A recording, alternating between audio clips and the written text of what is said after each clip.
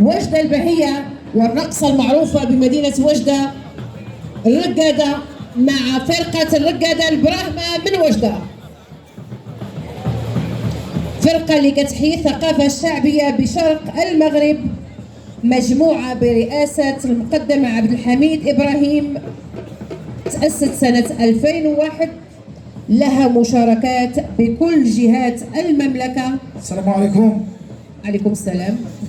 قصيدة بعنوان وردة الجبال، خاصة بعزلال وهذه الوجوه النيرة. مرحبا.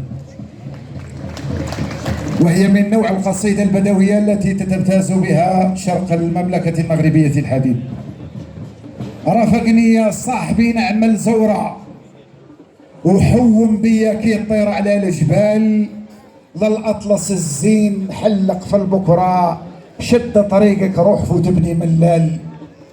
عقبة افورير مكان حدورة، كي تطلع هاثم تلقى عصيلال، في وسط الجبال وردة مستورة، أزلال العالية أرض الأبطال.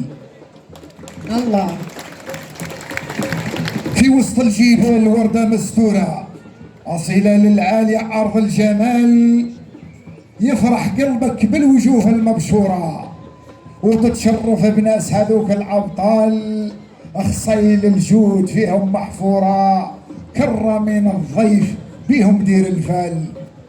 في التاريخ بلادهم كي مذكورة، حدائق منورة سحر وجمال، في بين الويدان تكمل الصورة، كي تدخل حضانها يرتاح البال. في بين الويدان تكمل الصورة، كي تدخل حضانها يرتاح البال، وين تشوف العين تلقى الخضورة، منطقة أسود يا محل الشلال. في أنحاء العالم راها مذكورة، يقصدوها كل حين نساو رجال، والآية بو قماز لا تنسى دورة، تتمتع بنسيبها في برد الحال. الآية بو قماز لا تنسى دورة، تتمتع بنسيمها في برد الحال، تتعالج النفس من كون ضرورة، وزاوية أحنصال تبري كل أضرار. في وسط الجبال وردة مستورة، الظلال العالية أرض الجمال، فالخاطر يا صاحبي نعمل زورة، نتمتع بمهرجانها والكرنفال، وجميع الفروق تمشي مسرورة، للأطلس فنون تاريخ الأجيال، والفعاليات الكل مني مشكورة، والشاعر يهدي لكم الورد شحال.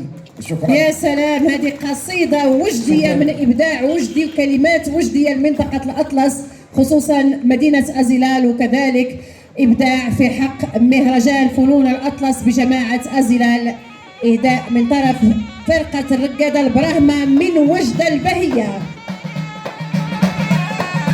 أيوة.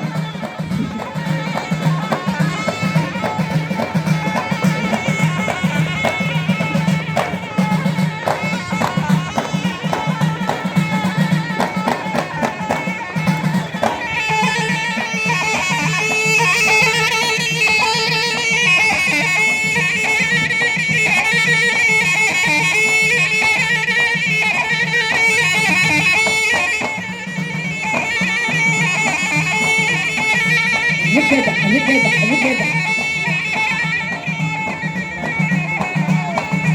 ألعب أيوة.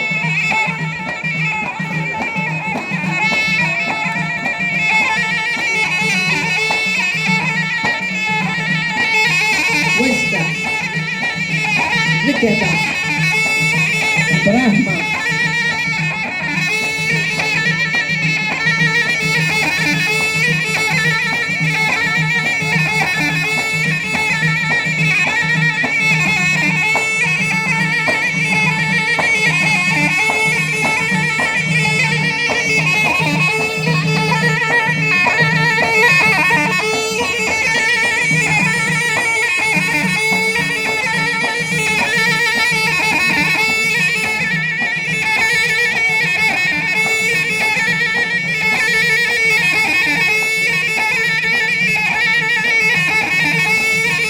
يا سلام،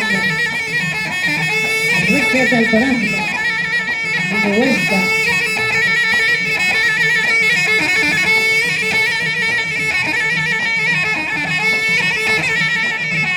مجموعة لها مشاركات دولية